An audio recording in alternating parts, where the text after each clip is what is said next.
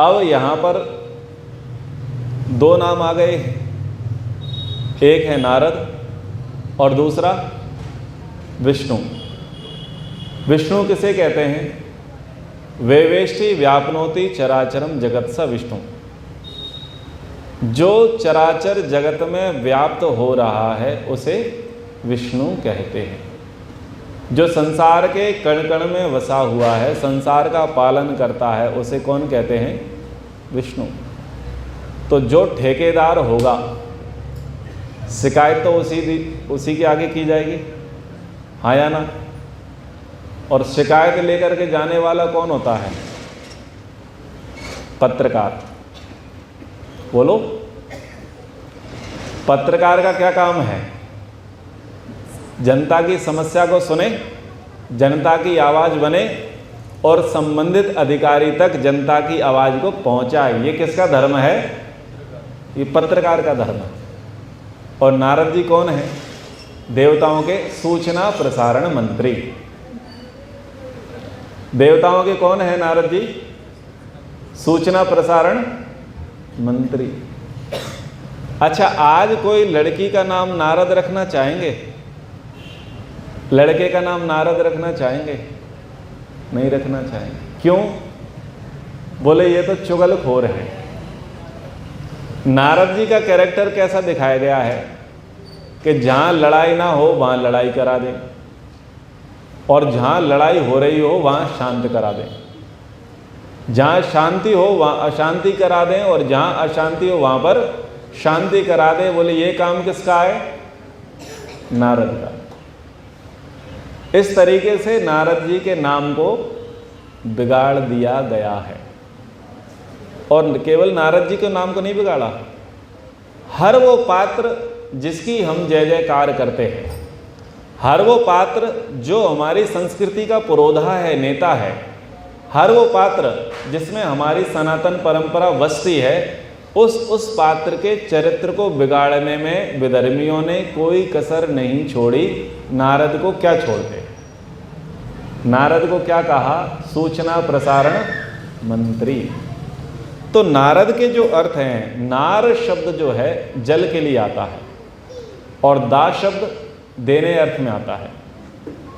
तो इसके जो अर्थ निकलते हैं, जो जलदान करता है, जो ज्ञान दान करता है, और जो तर्पण करता है, यानी अपने ज्ञान से जो तृप्त करता है, उसे कौन कहते हैं? उसे नारद कहते हैं। और नारद के जो अन्य अर्थ हैं वह है कथाकार, संगीतकार और समाचार देने वाला। नारद जी के क्या क्या अर्थ हैं? नारद शब्द के कथाकार, संगीतकार और समाचार प्रदाता। तो बताओ, भगवान नारद जी कथाकार थे या नहीं थे? कई कथाओं को सुनाते थे, फिर लोक लोकांतरों का भ्रमण करते हुए सबकी खबर रखते थे। सूचनाओं का आदान प्रदान करने का काम नारद जी का हुआ करता था। और वीणा हमेशा उनके हाथ में रहती है, यानी संगीतकार। वो संगीत के भी जानकार हैं, ऐसे नारद जी हैं। और नारद कोई अनपढ़ गंवार व्यक्ति नहीं है। नारद किन के नेता हैं? देवताओं के। इसलिए उनको क्या विशेषण दिया? देवर्षि नारद। देवताओं के। कौन से देवता? इंद्र, वरुण, वायु ना, इस प्रकार के देवता नहीं। जो विद्वान हैं, जो विद्वान होते हैं, जो धर्मात्मा होते हैं, जो देवत्व के गुणों से ओतप्रोत होते हैं, देने के जिनका स्वभाव है, उनमें जो अग्रणी होते हैं वो होते हैं देवर्षि नारद। ये तो टीवी वालों ने बता दिया कि इंद्र के ऋषि थे नारद, वायुदेव के नारद थे, अग्निदेव के नारद थे। वो टीवी वाले बता देते हैं, क्योंकि उनको भी टीआरपी चाहिए, मनोरंजक ढंग से चीज़ें प्रस्तुत करनी होती हैं। नारद जी 18 विद्याओं के जानकार थे। कितनी विद्याओं के? 18। यानी 18 प्रकार के ज्ञान उनके पास थे। जब सनत कुमार जी के साथ उनकी भेंट होती है वो कहते हैं कि भाई मैंने कई शास्त्र पढ़े हैं लेकिन मेरे जीवन में शांति नहीं है। बोले क्यों नहीं है? कि ये तो हम आपसे पूछना चाहते हैं क्यों नहीं है। तो सनत कुमार जी कहते हैं कि बोलो आपने क्या क्या पढ़ा? तो कहते हैं कि मैंने वेदों के अतिरिक्त इतिहास पढ़ा, पुराण पढ़ा, व्याकरण पढ़ा, श्राद्ध पढ़ा, कल्प पढ़ा, गणित, खगोल, उत्पादन ज्ञान, तर्कशास्त्र, नीति शास्त्र, निरुक्त, ब्रह्म विद्या, वेदांग ज्ञान, भूत विद्या, नक्षत्र विद्या, धनुर्वेद, क्षत्र विद्या, ज्योतिष विद्या, सर्प विद्या, नृत्य, गान, वाद्य, शिल्प विज्ञान आदि मैं जानता हूँ। 18 विद्याओं के जानकार थे। तो बोले तुम केवल आत्मा और परमात्मा को नहीं जान पा रहे हो इसीलिए दुखी हो। तो वो उस प्रसंग में वो कहते हैं कि मैं इतना जानकार हूँ, इसलिए मैंने उस प्रसंग से बताया कि वो 18 विद्याओं के जानकार देवर्षि नारद थे। तो इस प्रकार के नारद जी हैं। हम प्रत्येक पात्र को सही अर्थों में जानें, सही अर्थों में समझें। हमारे अधिकतर पात्रों को दूषित करने का प्रयास किया गया है। इसलिए जब नारद शब्द आपके सामने आए तो आप इस प्रकार का अर्थ ध्यान में रखें कि नारद जी कौन थे। नारद जी लड़ाई झगड़ा कराने वाले नहीं थे। तो देवर्षि नारद भगवान विष्णु जी के पास जाते हैं और विष्णु भगवान के पास जाकर के कहते हैं कि मृत्युलोक में बहुत सारे लोग हैं, वो दुखों से कष्टों से पीड़ित हैं। हे प्रभु, हम आपसे ये चाहते हैं कि आप कोई सरल सीधा उपाय बताएं जिससे उनका कल्याण हो सके। इसको बोलते हैं निरभिमानता। जो व्यक्ति स्वयं दुखों से, कष्टों से, क्लेशों से दूर हो, क्या वह दूसरों को दुखों से, कष्टों से, क्लेशों से दूर नहीं कर सकता? कर सकता है। नारद जी दूसरों के दुखों को देख करके दुखी हुए, दूसरों के कष्टों को देख करके चिंतित हुए, लेकिन खुद दुख से, कष्ट से, क्लेश से दूर हैं। तो वो खुद भी तो सामने से जाकर के बता सकते थे कि आप ऐसा ऐसा कर लो। इसको बोलते हैं निरभिमानता, ईश्वर भक्ति। उन्होंने ध्यान लगाया और ध्यान लगा करके परमात्मा से पूछा कि बताओ कि क्या करना चाहिए।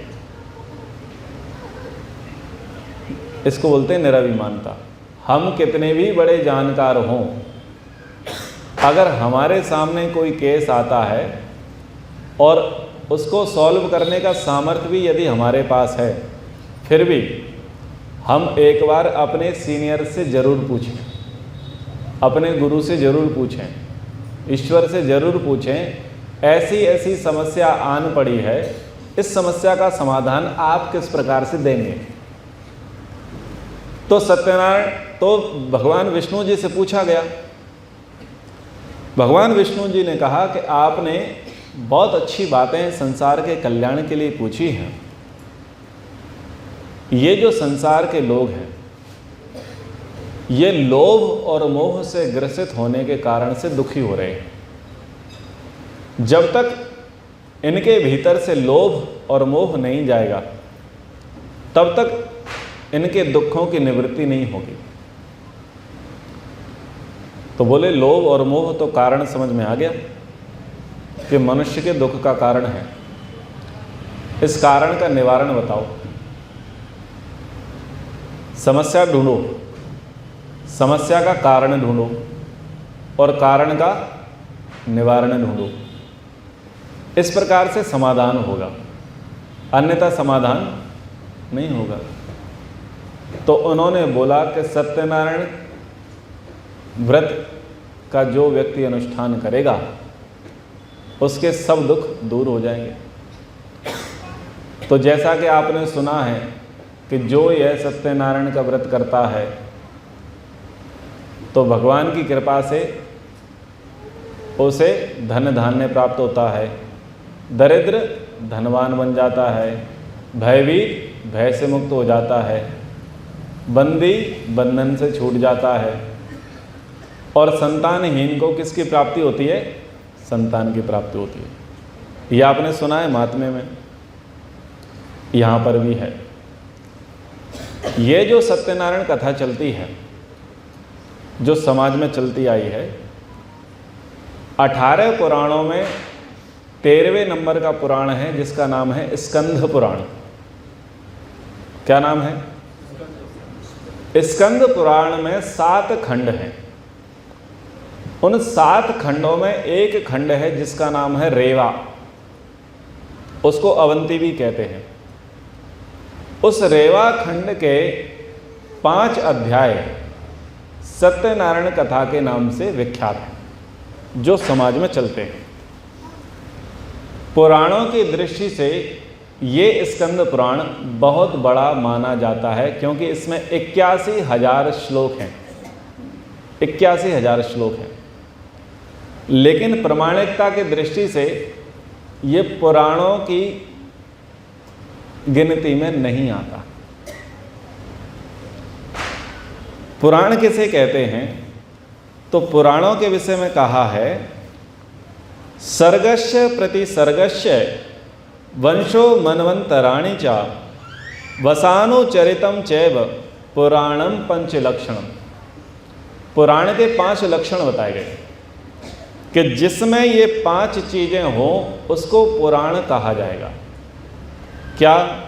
सर्ग। सर्ग का अर्थ है सृष्टि रचना। जहां पर सृष्टि रचना का प्रसंग आया हो कि सत्व रज तम से कैसे प्रकृति से सृष्टि बनी, बुद्धि तत्व कैसे बना, अहंकार तत्व कैसे बना, 5 ज्ञानेंद्रियां कैसे बनी, कर्मेंद्रियां कैसे बनी, पंचभूत कैसे बने, ये सब समुदाय किस प्रकार से बना, सृष्टि रचना का जो प्रसंग आए, ये पुराण का पहला लक्षण है। दूसरा कहा प्रतिसर्ग। प्रतिसर्ग यानी उस पुराण में प्रलय की चर्चा होनी चाहिए, पुनर्जन्म की चर्चा होना चाहिए, और चराचर जगत के निर्माण की।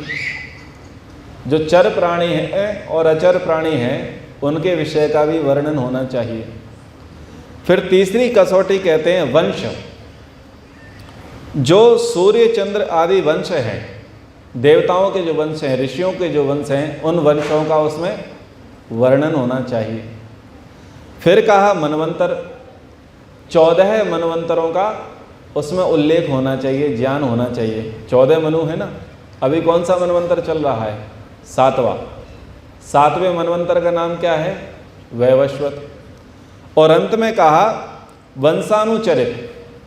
जो सूर्य चंद्र वंश हैं, देवताओं के वंश हैं, ऋषियों के वंश हैं, उसमें जो प्रसिद्ध लोग हैं, जिन्होंने उत्तम धर्म का आचरण किया अथवा अधम कार्य किया, उन प्रसिद्ध लोगों के जीवन चरित्र को वहां पर कहा जाए। तो ये 5 कसौटियां इस स्कंद पुराण में नहीं घटती, इसलिए कई लोगों ने इसको पुराणों की संज्ञा में नहीं माना। इस पुराण का रचना काल 5वीं शताब्दी माना गया है। अभी कौन सी शताब्दी चल रही है? 21वीं। यानी स्कंद पुराण की रचना कब हुई? आज से 1600 वर्ष पहले किसकी रचना हुई? स्कंद पुराण की। लेकिन पुराणों के संबंध में क्या मान्यता है कि पुराणों के रचनाकार कौन है? कृष्ण द्वैपायन व्यास। 18 पुराणानाम कर्ता सत्यवती सुतः। इस प्रकार का एक शिव पुराण का वचन आता है। शिव पुराण की मान्यता के अनुसार 18 पुराणों के कर्ता व्यास जी हैं, परंतु मत्स्य पुराण के अनुसार व्यास जी 18 पुराणों के कर्ता नहीं हैं, उन्होंने एक ही पुराण लिखा है। फिर विष्णु पुराण अलग कहता है, लिंग पुराण अलग कहता है। केवल शिव पुराण की ऐसी मान्यता है कि 18 पुराणों के कर्ता व्यास हैं। जब अन्य पुराणों को पढ़ते हैं तो पता चलता है कि व्यास जी के शिष्य हुए लोमहर्षण, जिनको सूत भी कहा गया, और लोमहर्षण जी के अन्य शिष्य हुए, उन्होंने एक ही पुराण के अनेक पुराण बनाए। वर्तमान में जो 18 पुराण हैं उनका रचना काल 5वीं शताब्दी से लेकर के 12वीं शताब्दी पर्यंत है। चाहे वह भविष्य पुराण हो, लिंग पुराण हो, कूर्म पुराण हो, मार्कंडेय पुराण हो, ब्रह्मवैवर्त पुराण हो, भागवत पुराण हो, अग्नि पुराण हो, वायु पुराण हो, जितने भी 18 पुराण हैं उन सब का रचना काल 5वीं शताब्दी से लेकर के 12वीं शताब्दी के मध्य है। अधिक जानकारी के लिए गूगल कर लेवें। ये जानकारी स्पष्ट रूप से गूगल पर उपलब्ध है और कई साहित्यकारों ने इस बात को कोट किया है। यानी कुछ लोगों की मान्यताओं को हटा दिया जाए। इतिहासकारों की मान्यता ऐसी है कि पुराणों के कर्ता व्यास जी नहीं हैं। समझ में आ गया? व्यास जी किसके कर्ता हैं? व्यास जी ने जय संहिता लिखी है, जिसको महाभारत के नाम से जानते हैं। व्यास जी ने योग दर्शन पर भाष्य लिखा है। महर्षि पतंजलि जी के द्वारा योग दर्शन लिखा गया, उस योग दर्शन पर भाष्य व्यास जी का है। और वेदांत दर्शन आपने सुना है, ब्रह्मसूत्र। उस ब्रह्मसूत्र, उस वेदांत दर्शन के रचयिता, लेखक कौन है? व्यास जी हैं। तो इतने मात्र प्रमाण व्यास जी के संबंध में मिलते हैं। बाकी कोई भी इतिहासकार और विद्वान केवल कुछ वैष्णवमती ब्राह्मणों को छोड़ करके किसी की ऐसी सम्मति नहीं है कि 18 पुराणों के जो कर्ता हैं, लेखक हैं, वह व्यास हैं। महर्षि दयानंद सरस्वती जी की भी मान्यता यही है कि भगवान व्यास ने पुराणों को नहीं लिखा। तो ये एक सम्मति के प्रसंग में कहा। आप लोगों ने ऐसा ही सुना होगा कि पुराण किसने लिखे हैं? व्यास जी ने। जो भागवत सप्ताह होती है वो मूलतः लिखी गई बोपदेव जी के द्वारा। संस्कृत के बड़े विद्वान हुए बोपदेव। उन बोपदेव जी ने भागवत कथा लिखी। उन बोपदेव के भाई थे जयदेव, जिन्होंने गीत गोविंदम लिखा। बाद में बोपदेव जी ने अपना नाम हटा करके उसको ऋषि व्यास की कृति दर्शाने का प्रयास किया। राजा भोज के समय पर कई पुराण लिखे जा चुके थे, तो राजा भोज ने एक आदेश निकाल दिया कि वर्तमान में जितने भी पुराण लिखे जा रहे हैं, कृपया वह अपने नामों के द्वारा ही लिखें, अपने ही नाम से लिखें। ऋषियों के नाम पर पुराणों का रचना ना करें, और यदि ऐसा किया जाएगा तो आपके हस्त छेदन कर दिए जाएंगे। राजा भोज, भोज यानी कहाँ के हैं? भोपाल के। उन्होंने इस बात को कहा कि पुराणों का लेखन आप कर रहे हैं तो आप अपने तरीके से करो, लेकिन व्यास जी के नाम पर आप मत करो। तो ये बातें मैंने इतिहास की आपको बताई। अब महर्षि मनु जी को पढ़ते हैं, अन्य ग्रंथों को पढ़ते हैं, तो वो ये कहते हैं कि पुराणों का वाचन किया जाए। तो जैसे मैंने पहले निवेदन किया कि 300 का नोट नकली नहीं होता, क्योंकि उसका असली नहीं है। असली होगा तो उसका नकली जरूर होगा। ये 18 पुराण एकदम ऐसे ही टपक करके नहीं आए। इनके अंदर कुछ न कुछ वास्तविकता तो है, और इनके स्रोत में भी कुछ न कुछ वास्तविकता है। तो वास्तविक जिनको पुराण कहा गया है उनको कहा गया है ब्राह्मण ग्रंथों को। जो सबसे प्राचीन पुराणों के नाम से विख्यात हैं उसका नाम क्या है? ब्राह्मण ग्रंथ। ऐत्रेय ब्राह्मण, तैत्रेय ब्राह्मण, गोपत ब्राह्मण, शतपथ ब्राह्मण, ये 4 ब्राह्मणों के आप नाम सुनते हैं। फिर अन्य भी ब्राह्मण ग्रंथ हैं। उन ब्राह्मण ग्रंथों को पुराण कहते हैं। और उन ब्राह्मण ग्रंथों में 5 विषय हैं। उन 5 विषयों को अलग अलग तरीके से कहा गया। गाथा, नाराशंसी, इतिहास, कल्प और पुराण, ये 5 नाम वहाँ पर कहे गए। गाथा किसे कहा गया? गाथा उस प्रसंग को कहा गया जहाँ पर ब्रह्मवादी चर्चाएं हैं। ईश्वर के विषय में जिसे कहा गया वो था गाथाएं। और वो क्या है? याज्ञवल्क्य मैत्री संवाद। जैसे अष्टावक्र के संवाद हैं राजा जनक के और याज्ञवल्क्य के संवाद हैं, जो ब्रह्मवादी चर्चाएं हैं उनको कहा गया है गाथाएं, जहाँ पर संवाद रूप है। ये संवाद भाग किस में है? ब्राह्मण ग्रंथ में। दूसरा भाग है इतिहास। इतिहास भाग में क्या है? देवासुर संग्राम, देवताओं के असुरों के संग्राम का जो वर्णन आता है वो इतिहास के अंतर्गत आता है। और ये इतिहास कहाँ पर है? उसी में, ब्राह्मण ग्रंथ में। फिर आता है पुराण। तो पुराण में क्या प्रसंग आता है? जगत की उत्पत्ति, स्थिति, प्रलय, सृष्टि चक्र का वर्णन पुराण के अंतर्गत आता है। और कल्प में क्या आएगा? वेद मंत्रों के अर्थ और पदार्थों के गुणकर्म स्वभाव का वर्णन, ये सब कल्पों में आता है। आपने कल्प सूत्रों के नाम सुने होंगे, श्रौत सूत्र, स्मार्त सूत्र, आपस्तंभ, धर्म सूत्र, ऐसे सुने हैं ना। ये सब कल्पों के अंतर्गत आते हैं। और नाराशंसी के में जो आते हैं, वेदों के अनुसार किन राजाओं ने, किन ब्राह्मणों ने, किन वैश्यों ने, किन शूद्रों ने जीवन को जिया और किन्होंने वेदों के विरुद्ध जीवन को जिया, उनकी वंशावलियों का वर्णन आता है। तो वास्तविक पुराण कौन से हैं?